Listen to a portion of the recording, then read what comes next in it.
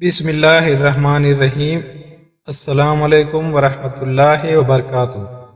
حضرت عمر فاروق رضی اللہ عنہ کی 7 پشتوں میں کوئی بادشاہ نہیں گزرا تھا۔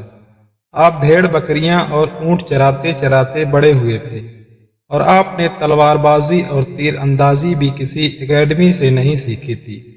سکندر اعظم نے آرگنائزڈ آرمی کے ساتھ 10 برسوں میں 17 لاکھ مربع میل کا علاقہ فتح کیا تھا، جبکہ حضرت عمر فاروق رضی اللہ عنہ نے 10 برسوں میں آرگنائزڈ آرمی کے بغیر 22 لاکھ مربع میل کا علاقہ فتح کیا، اور اس میں روم اور ایران کی 2 سپر پاور بھی شامل تھی۔ آج کے سیٹلائٹ، میزائل اور آبدوزوں کے دور میں بھی دنیا کے کسی حکمران کے پاس اتنی بڑی سلطنت نہیں جو حضرت عمر فاروق رضی اللہ عنہ نے نہ صرف گھوڑوں کی پیٹھ پر فتح کرائی تھی بلکہ اس کا انتظام و انصرام بھی چلایا تھا۔ الیگزینڈر نے فتوحات کے دوران اپنے بے شمار جرنیل قتل کرائے، بے شمار جرنیلوں اور جوانوں نے اس کا ساتھ چھوڑا، اس کے خلاف بغاوتیں بھی ہوئیں، اور ہندوستان میں اس کی فوج نے آگے بڑھنے سے انکار بھی کر دیا، لیکن حضرت عمر فاروق رضی اللہ عنہ کے کسی ساتھی کو ان کے حکم سے سرتابی کی جرأت نہ ہوئی۔ وہ ایسے کمانڈر تھے کہ آپ نے عین میدان جنگ میں عالم اسلام کے سب سے بڑے سپہ سالار حضرت خالد بن ولید رضی اللہ عنہ کو معزول کر دیا، اور کسی کو یہ حکم ٹالنے کی جرأت نہ ہوئی۔ آپ نے حضرت سعد بن ابی وقاص رضی اللہ عنہ کو کوفے کی گورنری سے ہٹا دیا۔ آپ نے حضرت حارث بن کعب رضی اللہ عنہ سے گورنری واپس لے لی۔ آپ نے حضرت عمرو بن عاص رضی اللہ عنہ کا مال ضبط کر لیا، اور آپ نے حمص کے گورنر کو واپس بلا کر اونٹ چرانے پر لگا دیا، لیکن کسی کو حکم عدولی کی جرأت نہ ہوئی۔ الیگزینڈر نے 17 لاکھ مربع میل کا علاقہ فتح کیا، لیکن دنیا کو کوئی نظام، کوئی سسٹم نہ دے سکا، جبکہ حضرت عمر فاروق رضی اللہ عنہ نے دنیا کو ایسے سسٹم دیے جو آج تک پوری دنیا میں رائج ہیں۔ سن ہجری کا اجرا کیا، جیل کا تصور دیا، مؤذنوں کی تنخواہیں مقرر کی، مسجدوں میں روشنی کا بندوبست کرایا، پولیس کا محکمہ بنایا، ایک مکمل عدالتی نظام کی بنیاد رکھی، آبپاشی کا نظام قائم کرایا، فوجی چھاونیاں بنوائیں، اور فوج کا باقاعدہ محکمہ قائم کیا۔ آپ نے دنیا میں پہلی بار دودھ پیتے بچوں، معذوروں، بیواؤں اور بے آسراؤں کے وظائف مقرر کیے۔ آپ نے دنیا میں پہلی بار حکمرانوں، سرکاری عہدیداروں اور والیوں کے اثاثے ڈکلیئر کرنے کا تصور دیا۔ آپ نے بے انصافی کرنے والے ججوں کو سزا دینے کا سلسلہ بھی شروع کیا۔ آپ نے دنیا میں پہلی بار حکمران کلاس کی اکاؤنٹیبلٹی شروع کی۔ آپ راتوں کو تجارتی قافلوں کی چوکیداری کرتے تھے۔ آپ فرمایا کرتے تھے، جو حکمران عدل کرتے ہیں وہ راتوں کو بے خوف سوتے ہیں۔ آپ کا فرمان تھا، قوم کا سردار قوم کا سچا خادم ہوتا ہے۔ آپ کی مہر پر لکھا تھا، عمر نصیحت کے لیے موت ہی کافی ہے۔ آپ کے دسترخوان پر کبھی 2 سالن نہیں رکھے گئے۔ آپ زمین پر سر کے نیچے اینٹ رکھ کر سو جاتے تھے۔ آپ سفر کے دوران جہاں نیند آ جاتی تھی، آپ کسی درخت پر چادر تان کر سایہ کرتے تھے اور سو جاتے تھے، اور رات کو ننگی زمین پر دراز ہو جاتے تھے۔ آپ کے کرتے پر 14 پیوند تھے، اور ان پیوندوں میں ایک سرخ چمڑے کا پیوند بھی تھا۔ آپ موٹا کھردرا کپڑا پہنتے تھے۔ آپ کو نرم اور باریک کپڑے سے نفرت تھی۔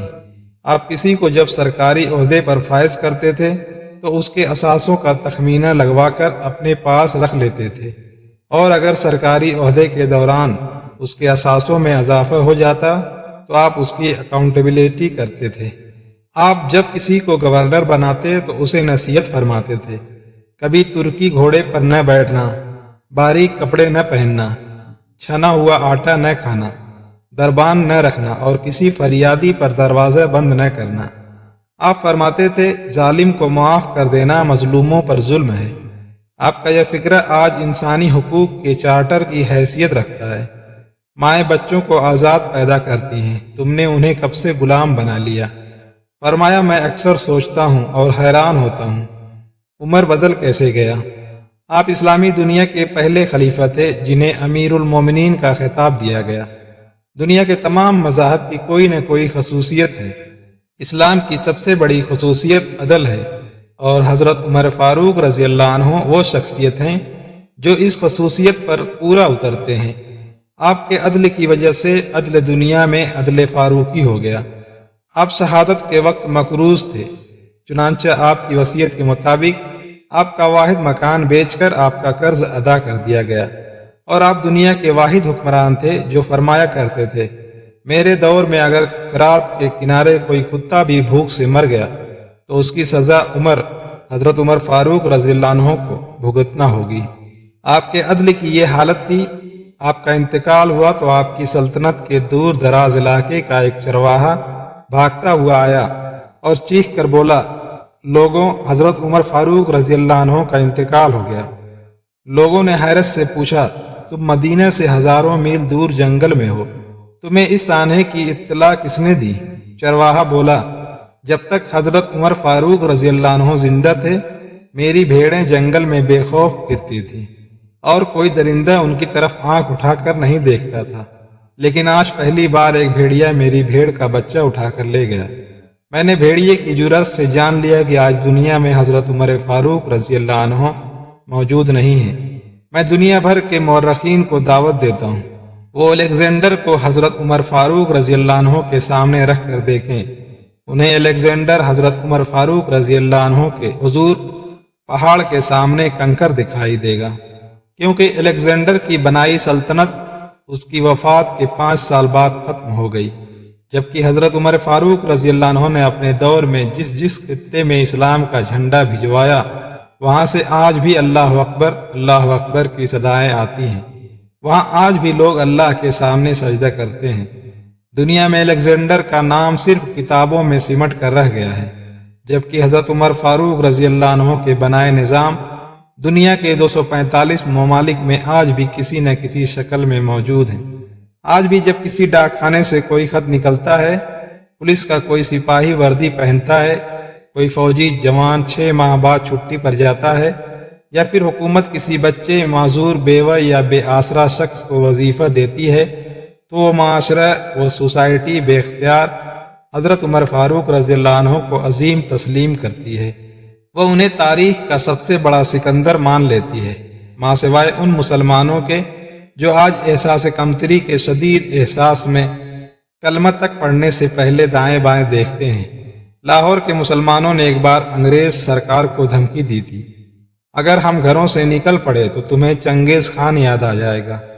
اس پر جواہر لال نہرو نے مسکرا کر کہا تھا، افسوس آج چنگیز خان کی دھمکی دینے والے مسلمان یہ بھول گئے ان کی تاریخ میں ایک حضرت عمر فاروق رضی اللہ عنہ بھی تھے، جن کے بارے میں مستشرقین اعتراف کرتے ہیں کہ اسلام میں اگر ایک عمر اور ہوتا تو آج دنیا میں صرف اسلام ہی دین ہوتا۔ ہم آج بھی یہ بھولے ہوئے ہیں کہ ہم میں ایک حضرت عمر فاروق رضی اللہ عنہ بھی تھے، جن کے بارے میں رسول اللہ صلی اللہ تعالی علیہ وسلم نے فرمایا تھا، میرے بعد اگر کوئی نبی ہوتا تو وہ حضرت عمر بن خطاب ہوتے۔